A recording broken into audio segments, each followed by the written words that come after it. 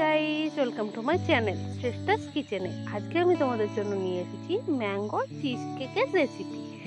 এখন আমের peak season, এখন যদি আমি আমের রেসিপিগুলো না বানাই আর কবে বানাবো বলতে পারো? তো ভাবলাম চলো ম্যাঙ্গো চিজ কেক বানানো যাক।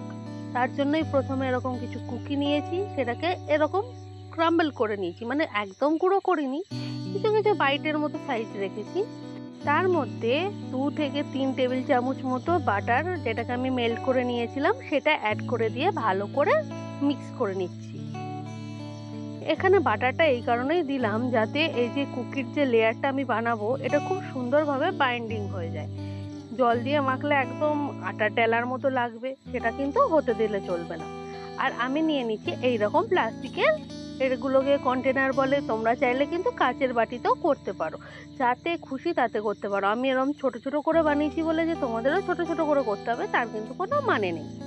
এই যে দেখতেই পাচ্ছ, সব বাটিগুলোতেই বা সব কন্টেনারগুলোতেই আমি কিন্তু সমান মাপের দিয়ে নিয়েছি।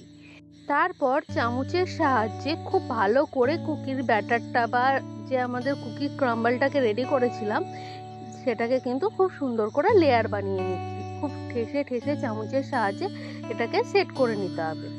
এই যে ঠিক এইরকম এইভাবে সেট করে নেওয়ার পর 10 থেকে 15 মিনিট এটাকে ফ্রিজের মধ্যে রেখে দিতে হবে। হ্যাঁ, এটা মনে রাখতে হবে, ডিপ ফ্রিজে রাখতে হবে। এবার আমি এখানে নিয়ে নিচ্ছি 3 থেকে 4 চামচ মতো ক্রিম চিজ, আর নিয়ে নিচ্ছি হাফ কাপ মতো দুধ। দুধটা অবশ্যই কিন্তু ফুল ফ্যাট মিল্ক নিতে হবে, এমনি দুধ নিলে কিন্তু হবে না। খুব ভালো করে এটাকে মিক্স করে একটা স্মুথ ব্যাটার রেডি করে নিতে হবে, যাতে মুখে দেওয়ার সময় কোনো রকম কিন্তু লাম্পস বা দানা দানা এইরকম না থাকে। তাই জন্য খুব সুন্দর করে আমি ফেটিয়ে নিচ্ছি। আমাদের ক্রিম চিজের ব্যাটারটা কিন্তু রেডি হয়ে গেছে। এবার আমি দিয়ে দিচ্ছি আমের পিউরি। হ্যাঁ, এটা র ম্যাঙ্গো যেটা হয়, মানে পাকা ম্যাঙ্গো, সেটাকে জাস্ট পিউরি বানিয়ে এখানে আমি অ্যাড করছি।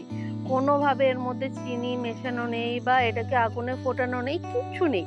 আগুন ছাড়া সুন্দর চিজ কেক কিন্তু জাস্ট কয়েক মিনিটে রেডি হয়ে যাবে। কয়েক মিনিটে রেডি হবে মানে হচ্ছে ব্যাটারটা রেডি হবে।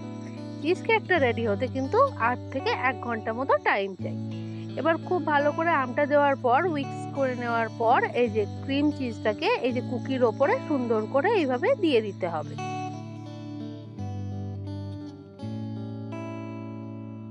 খুব সুন্দর করে দিয়ে দিলে এর ওপর আমি আমের পিউরি আরো কিছুটা অ্যাড করে দিচ্ছি, জাস্ট দেখতে সুন্দর হওয়ার জন্য। তোমাদের যে দিতেই হবে তার কোনো মানে নেই, না দিলেও চলবে, দিলেও চলবে। এই যে ঠিক এইভাবে ম্যাঙ্গো পিউরিটা দেওয়া হয়ে গেলে এটাকে 1 থেকে 1.5 ঘন্টা মতো ফ্রিজ করে নেবে, তাহলেই কিন্তু সুন্দর আমাদের চিজ কেক রেডি হয়ে যাবে। এবার এই একই পদ্ধতিতে বাকি ক্রিম চিজগুলো আমি এখানে ফিল করে নিয়ে ওপরে আম পিউরিটা দিয়ে দেবো, আর এটাকে 1 থেকে 1.5 ঘন্টার জন্য ডিপ ফ্রিজে ছেড়ে দেবো। টাটা, আমাদের ম্যাঙ্গো চিজ কেক কিন্তু রেডি হয়ে গেছে। শুধু ওপরে একটুখানি চপ ম্যাঙ্গো আর পুদিনা পাতা দিয়ে সাজিয়ে নিয়েছি। আর তোমরাও কিন্তু অবশ্যই বানিয়ে আমাকে জানিও কার কেমন লেগেছে। আর আজকের ভিডিওতে কি কি লেগেছে সেটাও একবার দেখে নাও। আর আজকের ভিডিওটা তোমাদের ভালো লেগে থাকলে অবশ্যই লাইক, শেয়ার এন্ড সাবস্ক্রাইব করে দিও। Thank you.